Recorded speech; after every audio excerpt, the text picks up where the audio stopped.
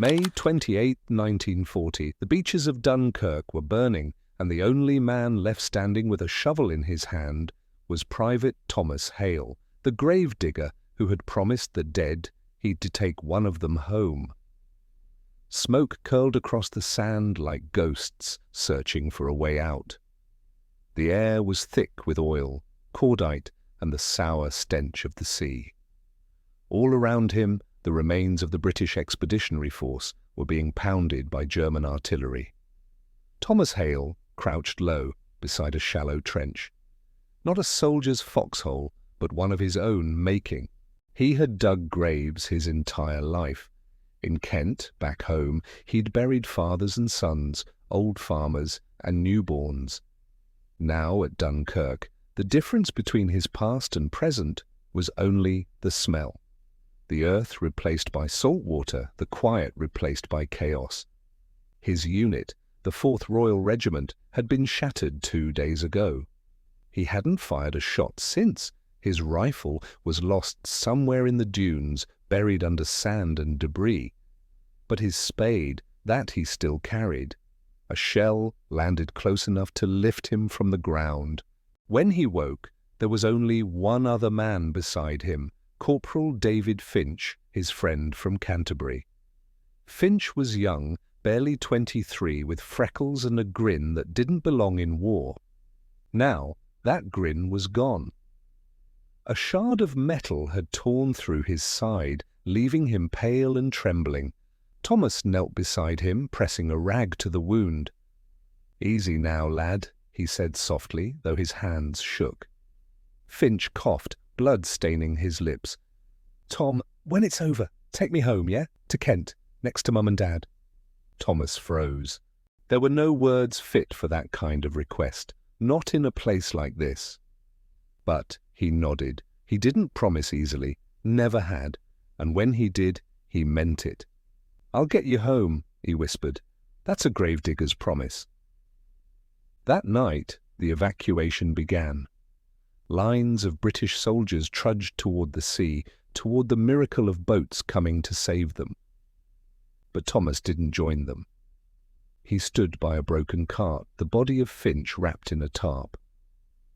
The sea was not his destination. Kent was. Somewhere across that dark water, across fields and fences, was a quiet graveyard under an old oak tree and an empty space waiting. He'd dig that grave, or he'd die trying. The next morning, before dawn, Thomas started walking inland. The guns were still booming behind him, but ahead lay silence, the uneasy quiet of occupied France.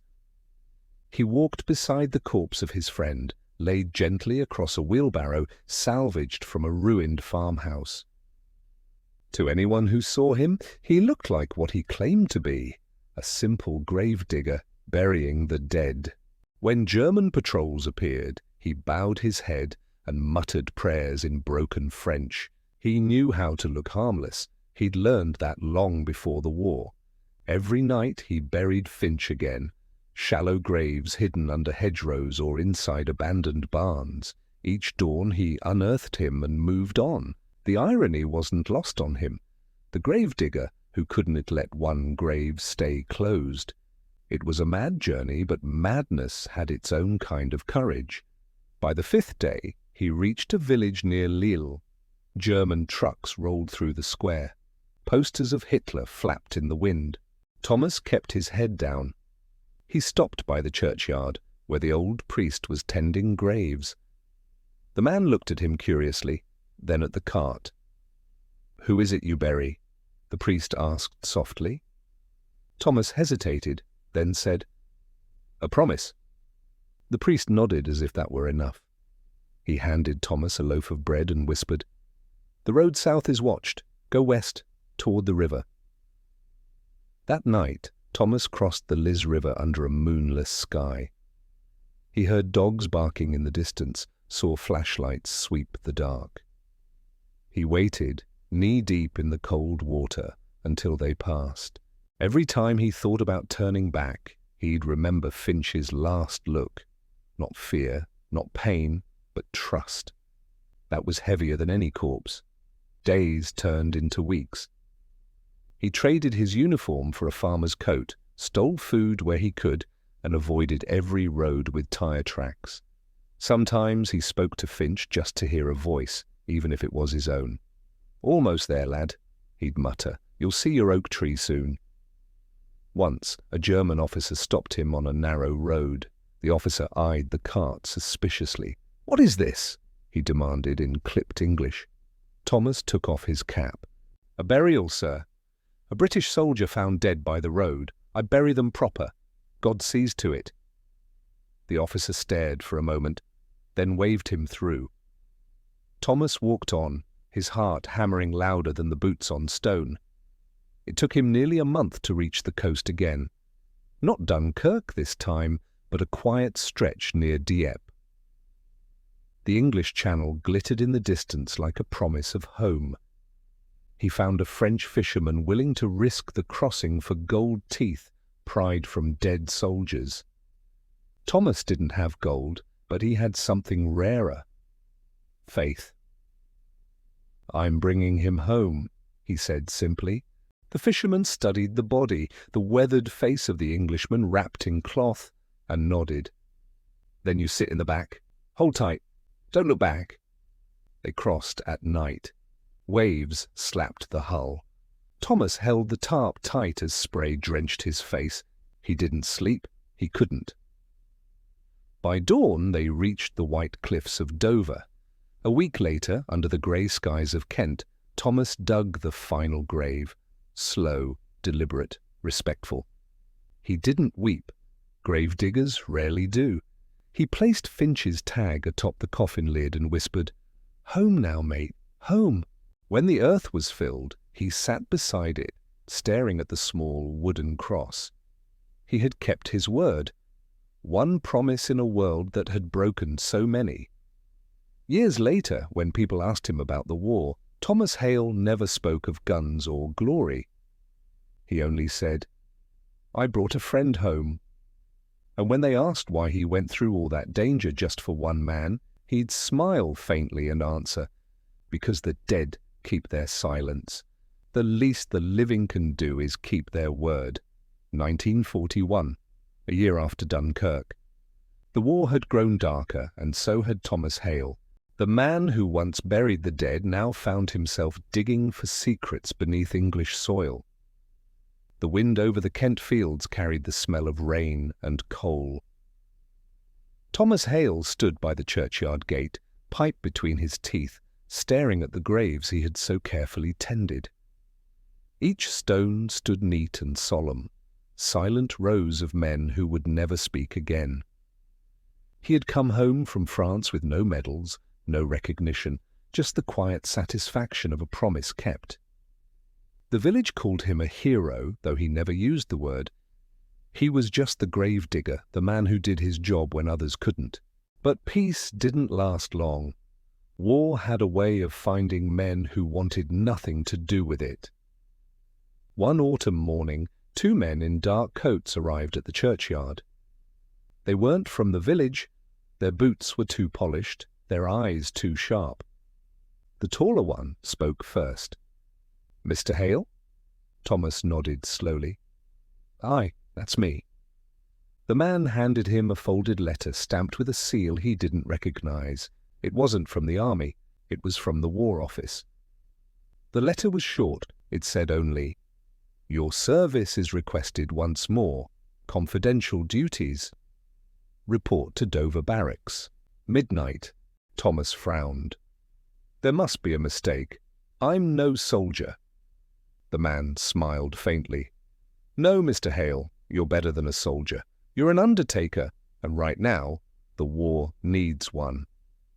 At midnight, he found himself standing in a dimly lit room beneath Dover Castle. A map of Europe stretched across the wall. Men in uniforms and civilian suits gathered around a long oak table. An officer with silver hair motioned for him to sit. "Private Hale," he began, "we've been following your record since Dunkirk. We know what you did, how you crossed occupied France alone and brought a man home." Thomas shifted uneasily. That was no mission, sir. That was a promise. The officer nodded. That's exactly why we need you. He slid a folder across the table. Inside were photographs, fields, graves, coffins, and something else. Metal containers disguised as caskets. These are drops, the officer explained. Dead drops hidden in graveyards all across Europe. Inside them, intelligence, radio parts, money for the resistance. Thomas stared at the photos. You're using coffins to hide spy gear? Precisely, the officer said. No German soldier digs up a grave. You'd be surprised how fear and superstition work in our favor. He leaned forward.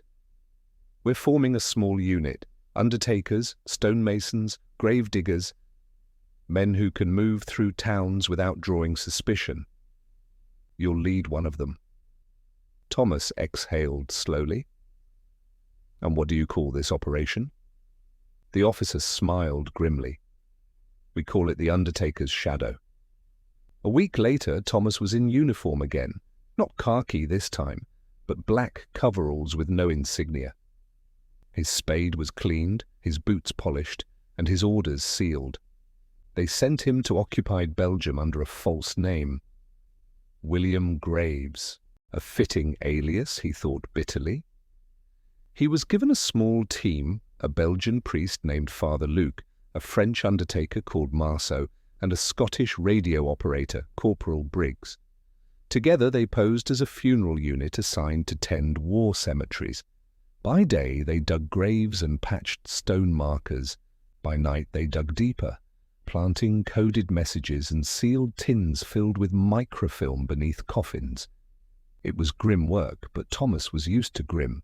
And for the first time since Dunkirk, his spade felt like a weapon again. Not for killing, but for hiding the truth from those who would destroy it. One night, as the team worked in a churchyard near Liège, they heard the rumble of trucks. German soldiers. Thomas motioned for the men to stop. They froze, crouched behind gravestones as headlights swept the rows of crosses. A German officer stepped out, shouting orders. He was young, arrogant, with polished boots and cold eyes. Thomas recognized the look.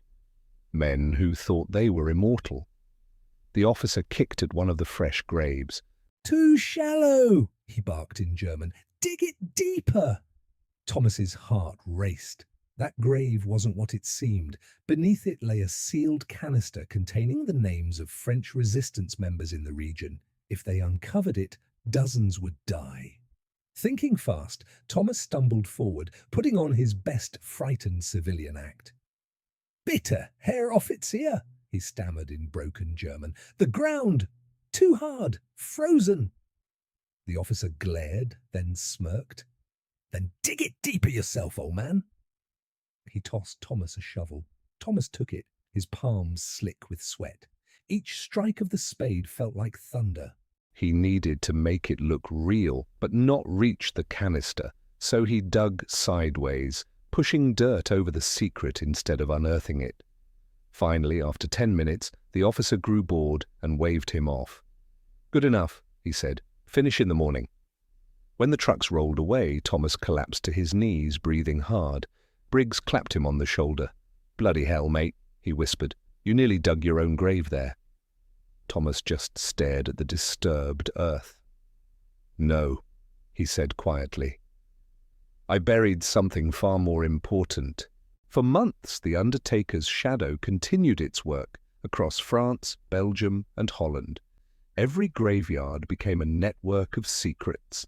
Every coffin carried whispers of rebellion. Thomas never took credit. He never wrote his name. He simply dug, covered, and moved on. He buried not just the dead, but fear itself, hiding courage beneath the soil of Europe. By 1943, the network had grown vast, so vast, in fact, that the Germans began to suspect.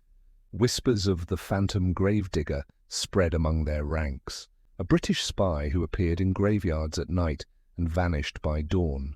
Some said he was a ghost, others said he was the devil. Thomas Hale preferred neither. He was just a man keeping his promises, to the living now instead of the dead. But one night near Calais, everything went wrong. A double agent betrayed them.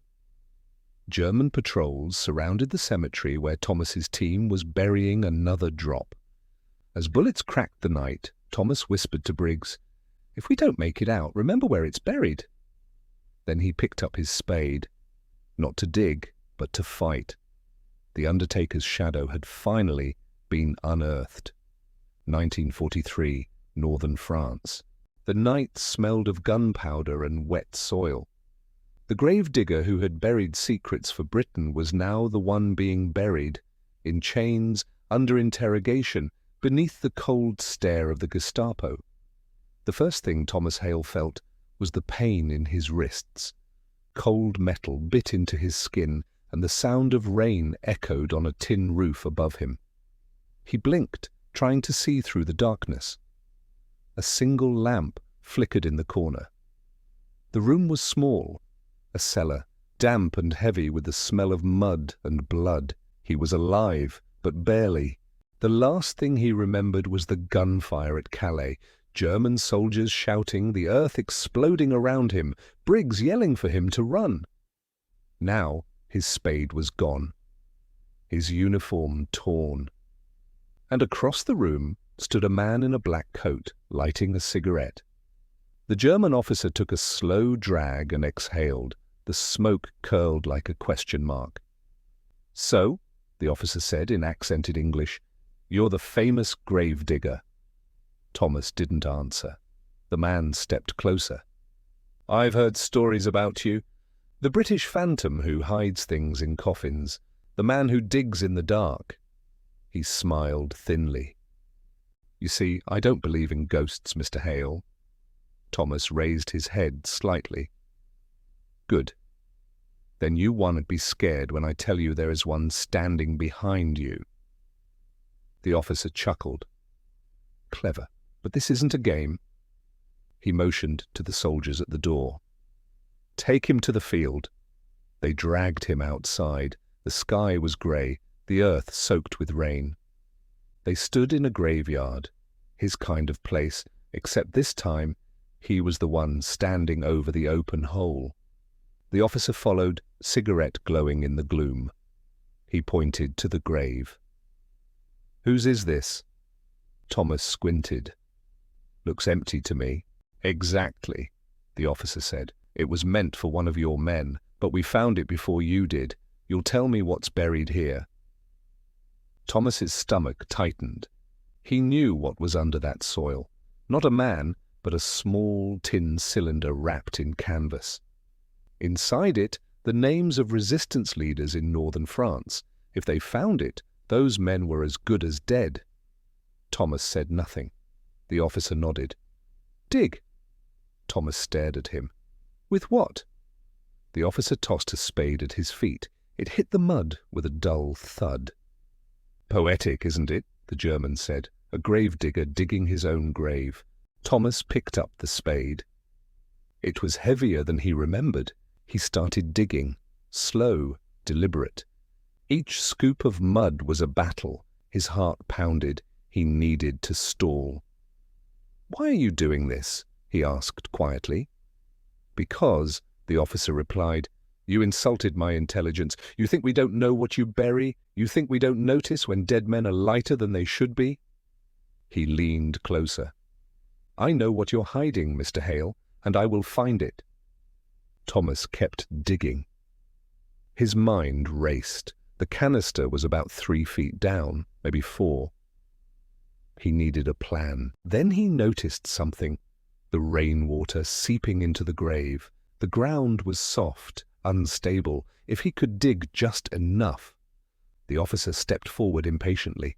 "Faster!" Thomas dug deeper, sweat and rain mixing on his face. He could almost see the edge of the canister now, the faint glint of metal beneath the mud. Then with a sudden motion, he slipped, or rather, pretended to. He stumbled backward, shoving the officer off balance. The man cursed, grabbing for him, and his boot hit the edge of the grave. The soaked earth gave way, collapsing inward.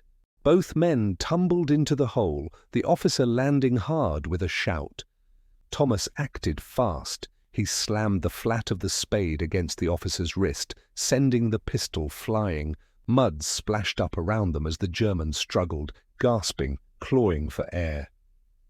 Thomas pressed the spade handle against the man's throat. "You said you didn't believe in ghosts," he growled. "Let's change your mind." With a twist, he pushed the man's head into the wet mud, just enough to silence him. When the struggling stopped, Thomas staggered to his feet, trembling. He grabbed the pistol, wiped the mud from his face, and looked down. The canister was half buried, untouched. He stared at it for a long second, then covered it again with his boot. The dead officer lay beside it. Both would stay buried.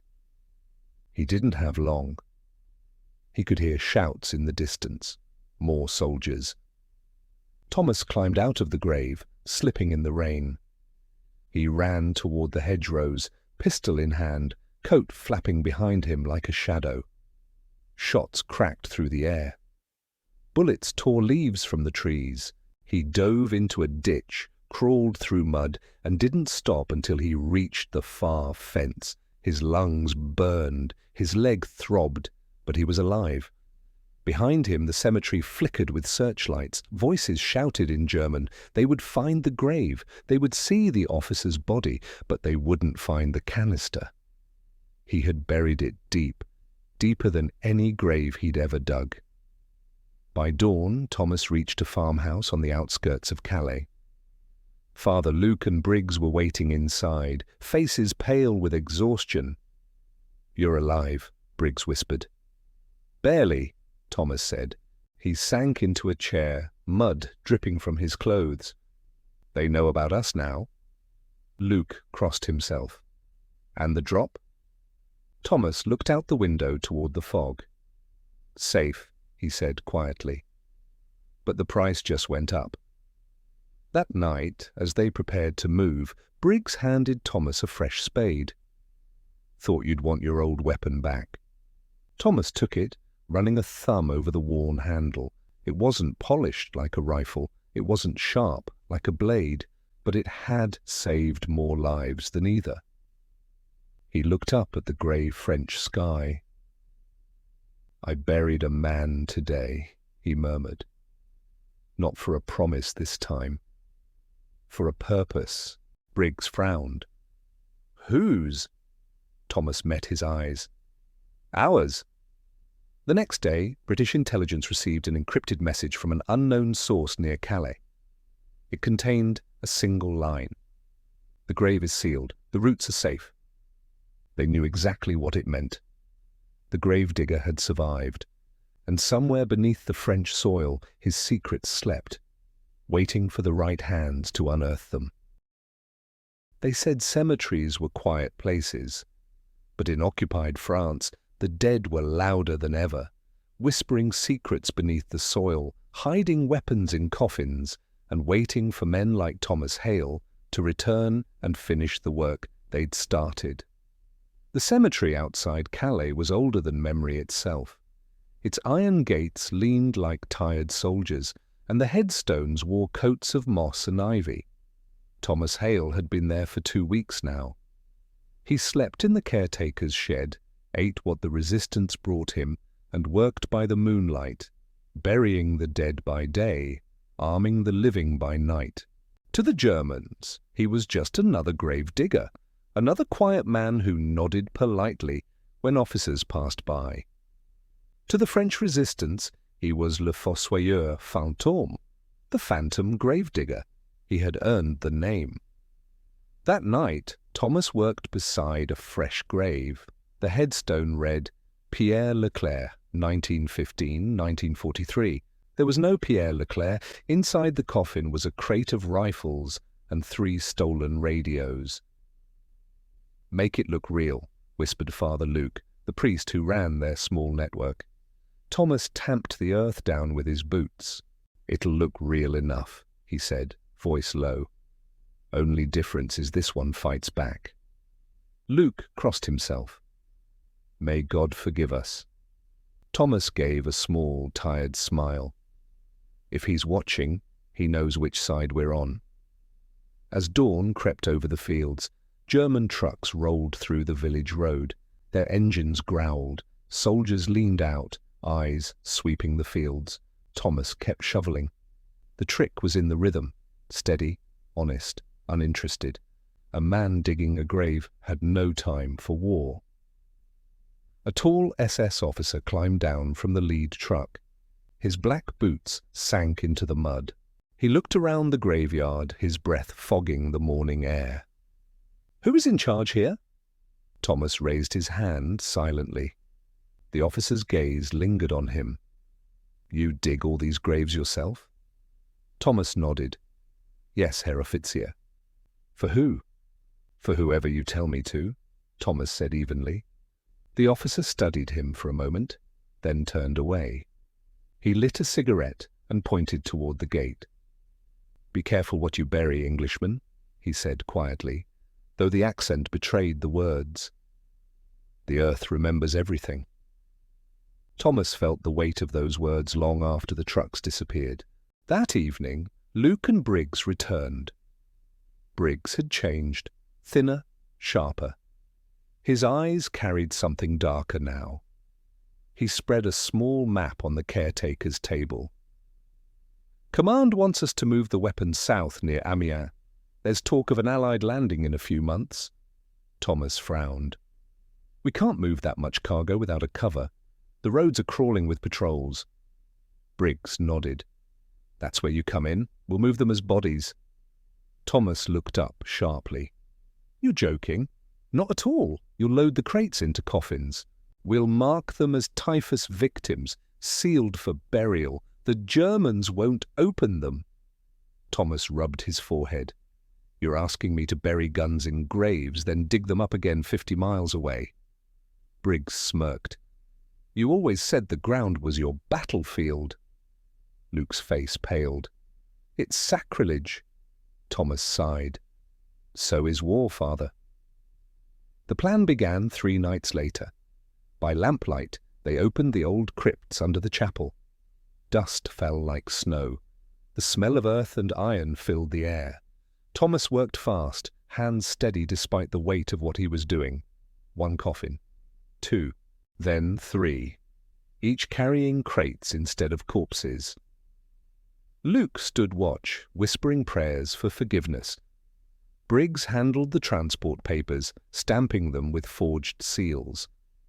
At dawn, 2 wagons rolled out of Calais, each covered with black cloth.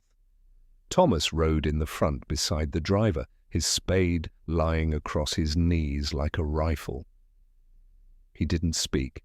He just listened. To the rumble of the wheels, to the whisper of the wind, to the faint ticking of his pocket watch, counting the seconds between life and discovery. Halfway to Amiens, they hit a roadblock. German soldiers waved them down. Thomas's stomach tightened. A sergeant walked up to the cart. "Papers." Briggs handed them over calmly. The sergeant frowned. "Typhus, from Calais. We burned that area last week." Thomas glanced at Briggs with a flicker of panic there. The German climbed onto the back of the cart, lifted the cloth, and stared at the coffins. He hesitated. "Sealed?" "Yes, Herr Sergeant," Thomas said in French-accented German, "highly contagious." The man recoiled slightly, pulling the cloth back down. "Move along," he muttered. Thomas exhaled quietly as they rolled past. But just as the last cart crossed the checkpoint, a single voice called out, "Wait!" Thomas's heart stopped.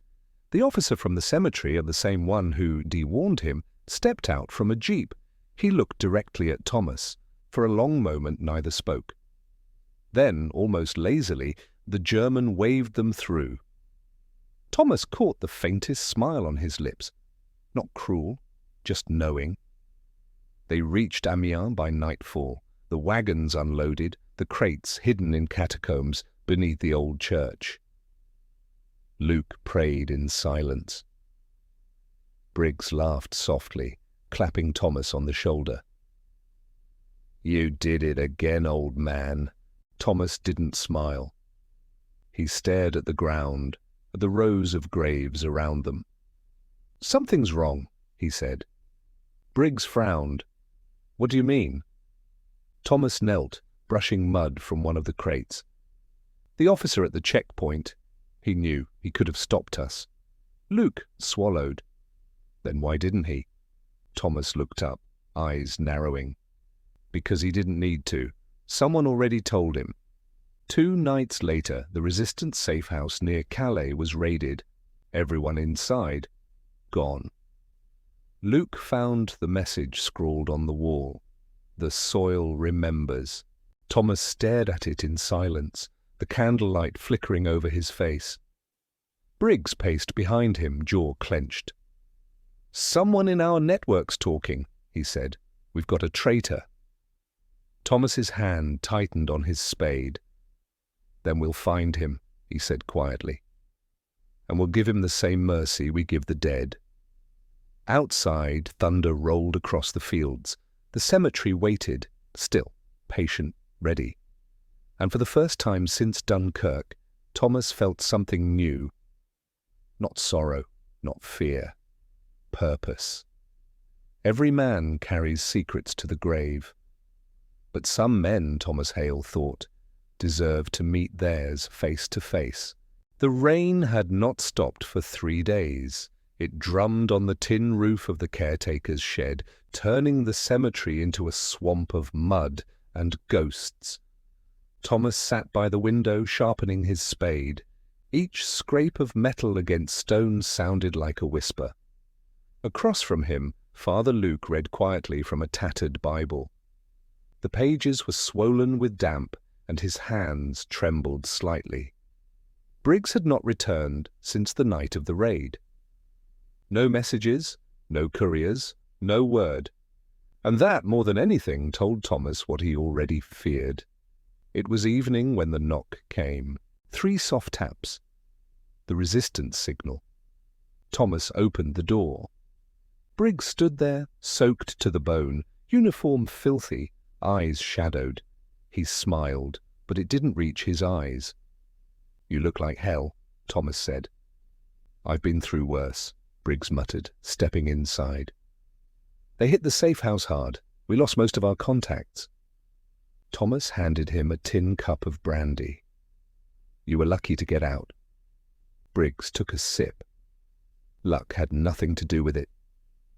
Thomas didn't answer. He just watched him. The way his hand didn't shake, the way his boots were clean despite the mud. He set down the spade beside the fire. "Sit," Thomas said. "You look tired." Briggs hesitated, then lowered himself onto the wooden stool. Luke looked between them nervously. "We should be grateful he's alive, Thomas." Thomas nodded slowly. "Aye, grateful." But his voice was flat. Later that night, when Luke had gone to rest, Thomas poured another drink for Briggs. "Tell me something," Thomas said quietly. "That checkpoint south of Calais, the one with the officer, you remember him?" Briggs nodded. "Sure, why?" "He knew who we were." Briggs shrugged. "Coincidence? Maybe he'd seen our papers before." "Maybe," Thomas said, eyes steady. "Or maybe someone told him." Briggs laughed softly. "You think I'd sell us out?" Thomas didn't answer. Briggs leaned forward. "You've been in the ground too long, Hale. You're starting to see ghosts in the dirt." Thomas smiled faintly. "Maybe. But ghosts have a way of telling the truth." When Briggs finally went to sleep, Thomas waited. He moved quietly, like he had 100 times before, each motion practiced, deliberate. He slipped outside, following the trail of mud left by Briggs's boots. It led behind the chapel, down to the old crypt entrance. The door was slightly open. Thomas pushed it, just enough to look inside.